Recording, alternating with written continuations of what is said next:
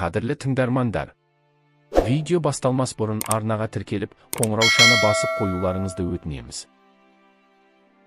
Тұрсынбек Әлиұлы. Австралияда нең бар еді құлыным? Екінші бөлім. Ауа. Астанадан шыққалы екінші күні-ақ жетіп келдім. Керемет. Міне, мен қайтадан отты жер аралындамын. Үйге тіке бармай, таксиді алыстан тоқтатып түсіп қалдым. Қол жүгім де бар, әжептәуір ауыр. Біраз сыйлықтар алғанмын. Ойым үйді бірінші сыртынан бақылау, жағдайға қанық болу. Көзіме оттай басылды. Сол баяғы тау етегіндегі жұпыны ағаш үй. Үй сыртында қарағындаған бірдеңелер көрінеді. Жайылып жүрген ламалар сияқты. Жүріп келемін. Екі көзім үй жақта.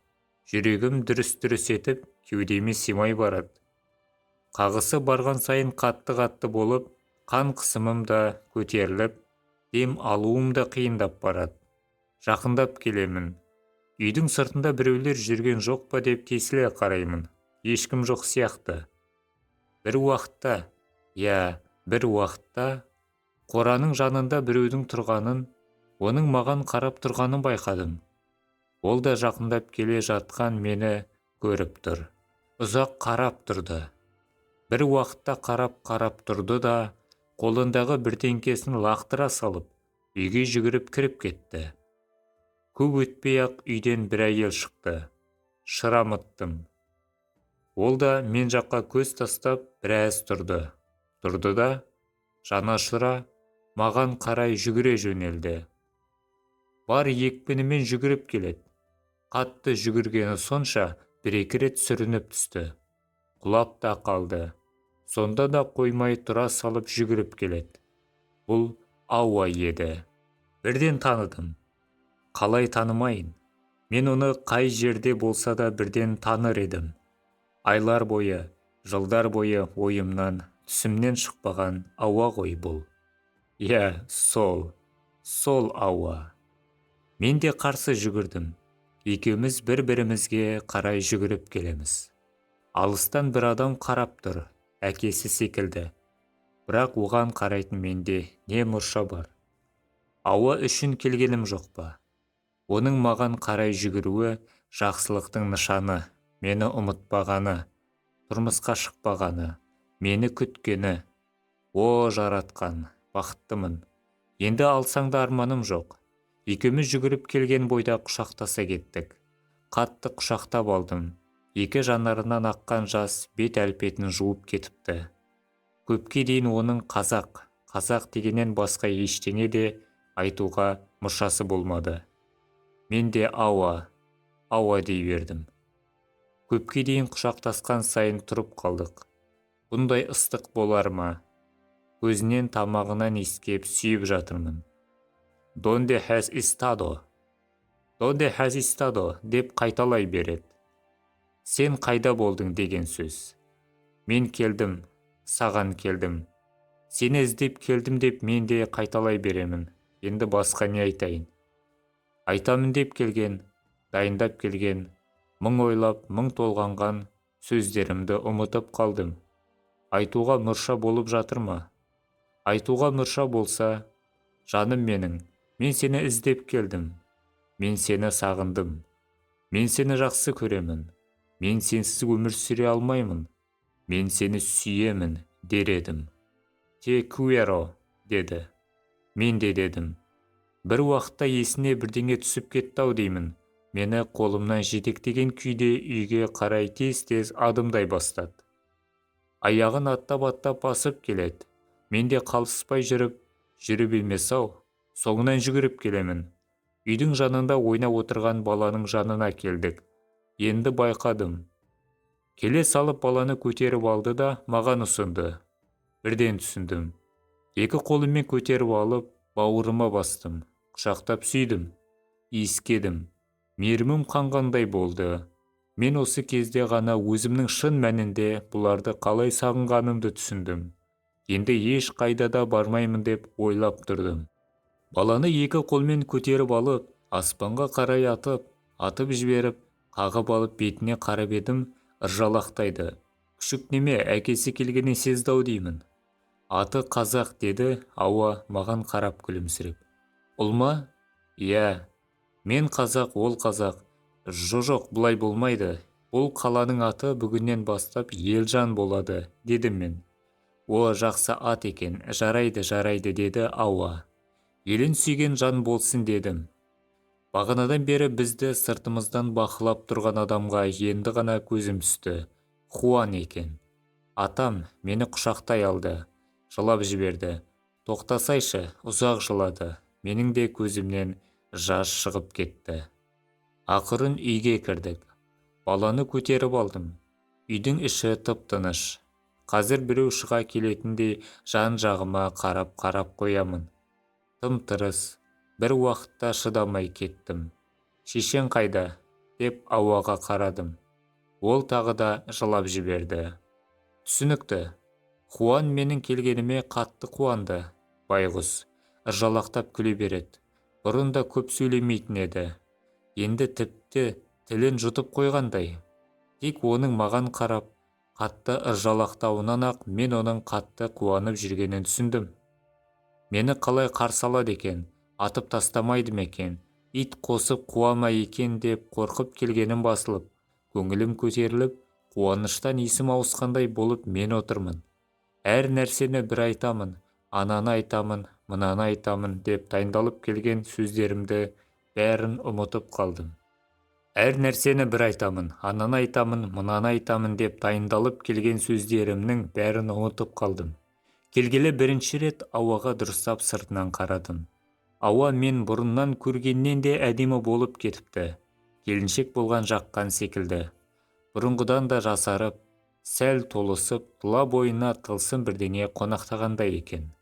Әлде қатты сағынып келген маған солай көрінді ме? Ол жағын білмедім. Білгенім, менің оған деген сезімімнің суымағандығы болды. Оған деген ынтықтығым, құмарлығым сол баяғы қалпында екен. Қайта күшейе түскендей болды. Сен енді бізді тастап кетпейсің ғой, деді Ауа. Кетпеймін, дедім. Сонда бір нық сеніммен айттым.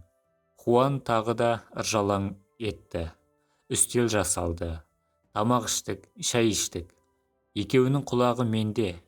Осы жерден кеткеннен кейінгі оқиғаларды қысқаша айтып бердім. Мұқият тыңдады.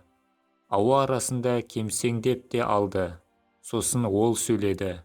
Аяқ астынан мен жоғалып кеткен күні бұлар мені қатты іздепті. Қарамаған жерлері қалмапты. Бірақ таппаған. Тағы іздеген. Бір ай бойы іздеген. Таппаған. Жер көктің бәрін шарлаған. Әсіресе Ауа. Ақыры мен байғұсты өліп қалдыға санап, денемді не теңіз жұтты, не жыртқыш құс кандор алып кетті деген қорытындыға келіпті. Ауа да шешесі де жатып қалыпты. Байғұс шеше сол жатқаннан тұрмаған екен. Ауаның беті ақырын ғана енді бері қарапты. Айы күні толып, Ауа босанған соң шеше де о дүниеге кете барыпты. Шешейдің өліміне өзімді кінәлі сезініп үндемей отырып қалдым. Содан бері міне 2-3 жыл өтті. Менің келгенімді естіп, маңайдағы қыстақтардан біраз жұрт жиналды. Сен о дүниеден тіріліп келдің бе дегендей барлығы маған таңдана қарайды. Ақыры тарадау. Түн болды. Үйде Хуан, біздер ғана қалдық. Ауа еш өзгермепті. Мен көрген Ауа қыз болатын. Енді міне келіншек, баласы бар әйел. Менің балам. Ол күшік неме әкесінің келгенін сезді ме, қол аяғын сермеп, уылдеп құшағымда біраз жатты да ұйықтап қалды. Өзімнен аумайды, бірақ қоңырлау секілді. Бұрын осы үйде мен жатқан бөлмеге төсек салынды. Ауамен тығылып талай жатқан төсек. Түні бойы ұйықтамай талай рет махаббаттың буына мас болған тәтті ләззатқа батқан жер. Енді міне тағы да жатырмын. Қандай бақыттымын. Ауаны күтіп жатырмын. Бір уақытта келді-ау. Ақырын шешіне бастады.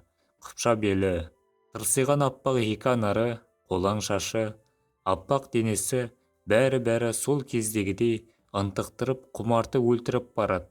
Уақыты құрғыр мәңгілікке тоқтап қалған секілді.